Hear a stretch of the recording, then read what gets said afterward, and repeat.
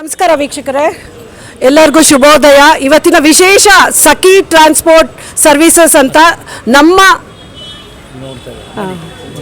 ನಮ್ಮ ಬೆಂಗಳೂರಲ್ಲಿ ಗುಜರಾತಿಂದ ಬಂದು ಲಾಂಚ್ ಮಾಡ್ತಾ ಇದ್ದಾರೆ. ಇವತ್ತು ಬಹಳ ಹೆಮ್ಮೆ. ಈ ಪುಟ್ಟ ಹುಡುಗಿ ನಮ್ಮ ಬೆಂಗಳೂರಿಗೆ ಬಂದು 50 ಆಟೋಗಳನ್ನು ಇವತ್ತಿನ ದಿವಸ ವಿಶೇಷವಾಗಿ ದೊಡ್ಡ ಗಣಪತಿ ದೇವಸ್ಥಾನದಲ್ಲಿ ಬಸವನಗುಡಿಯಲ್ಲಿ ಲಾಂಚ್ ಮಾಡೋಕ್ಕೆ ಬಂದಿದ್ದಾರೆ. ಸಂತೋಷದ ಇವತ್ತು ಸುದ್ದಿ. ದೊಡ್ಡ ಗಣಪತಿ ದೇವಸ್ಥಾನದ ಮುಂಭಾಗದಲ್ಲಿ ಹೆಣ್ಣುಮಕ್ಕಳು ಆರ್ಥಿಕವಾಗಿ ಸಬಲರಾಗಬೇಕು ಅಂಥೇಳಿ ಏನು ಪ್ರಯತ್ನ ಮಾಡ್ತಾ ಇದ್ದಾರೆ. ಇಂತಹ ಸಂದರ್ಭದಲ್ಲಿ ಸಖಿ ಆಟೋ ಸರ್ವೀಸಸ್ ಅಂಥೇಳಿ ಅದರ ಮುಖಾಂತರವಾಗಿ ನಮ್ಮ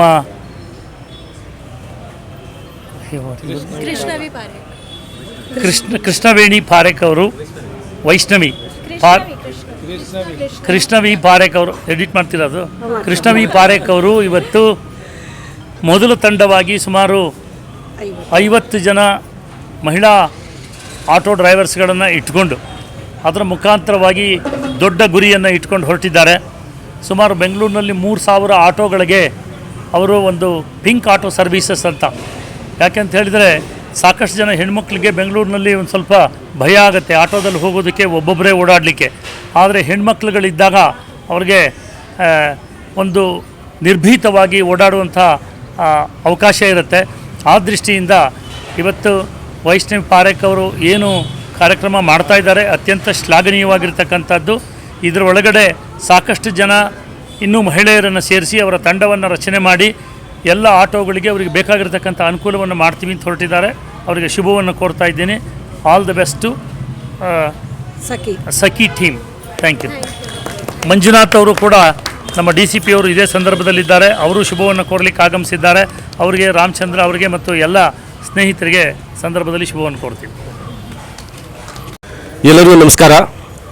ಇವತ್ತು ಬೆಂಗಳೂರು ನಗರದಲ್ಲಿ ಒಂದು ವಿಶೇಷವಾದಂಥ ಒಂದು ಕಾರ್ಯಕ್ರಮವನ್ನು ಕೃಷ್ಣವಿ ಅವರು ಗುಜರಾತ್ನಿಂದ ಬಂದಂಥ ಒಂದು ಹೆಣ್ಣುಮಗಳು, ಬಾಂಬೆನಲ್ಲಿ ಒಂದು ಇನ್ಶೂರೆನ್ಸ್ ಕಂಪನಿಯಲ್ಲಿ ಅತ್ಯುತ್ತಮವಾದ ಕೆಲಸ ಇದ್ದರೂ ಸಹ ಅದನ್ನು ಬಿಟ್ಟು ಬೆಂಗಳೂರಿನಲ್ಲಿ ಬಂದು ಏನು ತಮ್ಮ ಸ್ವಂತ ದುಡಿಮೆಯಲ್ಲಿ ಜೀವನ ಮಾಡಬೇಕು, ನಾವು ಗಂಡು ಮಕ್ಕಳಿಗಿಂತ ಯಾವುದರಲ್ಲೂ ಕಡಿಮೆ ಇಲ್ಲ ಅಂತೇಳಿ ಪ್ರೂವ್ ಮಾಡ್ತಕ್ಕಂಥ ಬೆಂಗಳೂರು ನಗರದ ಆಟೋ ಹೆಣ್ಣುಮಕ್ಕಳ ಚಾಲಕರಿಗೆ ಒಂದು ಧೈರ್ಯ ತುಂಬುವಂಥ ಕೆಲಸ ಮಾಡ್ತಿದ್ದಾರೆ.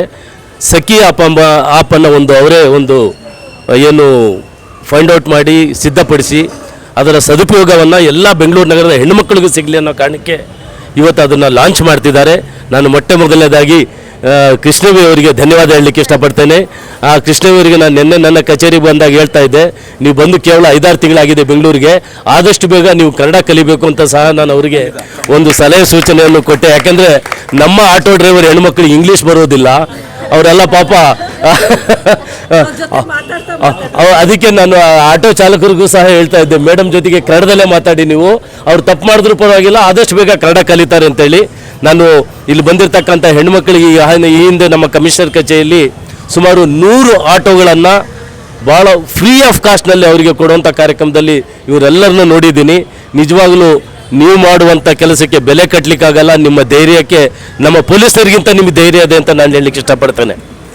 ಯಾಕೆಂದರೆ ಒಂದು ಕಾಲ ಇತ್ತು, ಒಂದು ಹೆಣ್ಮಗಳು ಒಂದು 2 ವೀಲರು ಒಂದು ಕಾರ್ ಓಡಿಸ್ತಾ ಇದ್ದಾರೆ, ಎಲ್ಲರೂ ನಿಂತ್ಕೊಂಡು ನೋಡೋದು, ನೋಡಿ ಹೆಣ್ಮಗಳು ಆಟೋ ಓಡಿಸ್ತಿದ್ದಾಳೆ, ಹೆಣ್ಮಕ್ಳು 2 ವೀಲರ್ ಓಡಿಸ್ತಿದ್ದಾಳೆ ಅಂತ ನಾವೇ ಮಾತಾಡಿದ್ದೀವಿ ಸಣ್ಣವರಿದ್ದಾಗ. ನಮ್ಮೂರಿನಲ್ಲಿ ನಾನು ಇರೋದು ನೇಟಿವ್ ಸಹ ಚಿತ್ರದುರ್ಗ. ಅಲ್ಲಿ ಒಬ್ಬರು ಹೆಣ್ಮಗಳು ಒಂದು 2 ವೀಲರ್ ಓಡಿಸೋದು ನೋಡಿ ಎಲ್ಲರೂ ರಸ್ತೆಯಲ್ಲಿ ನಿಂತ್ಕೊಂಡು ಒಬ್ಬ 2 ವೀಲರ್ ಓಡಿಸ್ತಾಳೆ ಅಂತೇಳಿ ಆಶ್ಚರ್ಯಕರವಾಗಿ ನೋಡ್ತಾ ಇದ್ವಿ.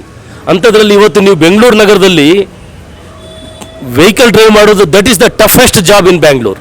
ಅಂಥದ್ರಲ್ಲಿ ನೀವು ಹೆಣ್ಮಕ್ಳು ಆಟೋನ ಓಡಿಸಿ ಬೇರೆಯವ್ರಿಗೆ ಒಂದು ಸಹಾಯ ಮಾಡೋದ್ರ ಮೂಲಕ ನೀವು ನಿಮ್ಮ ಜೀವನವನ್ನು ನುಡಿಸ್ಕೊತಾ ಇದ್ದೀರಿ. ನಿಮಗೆಲ್ಲರಿಗೂ ಸಹ ದೇವರು ಒಳ್ಳೆಯದು ಮಾಡಲಿ. ನಿಮಗೆ ಇವತ್ತು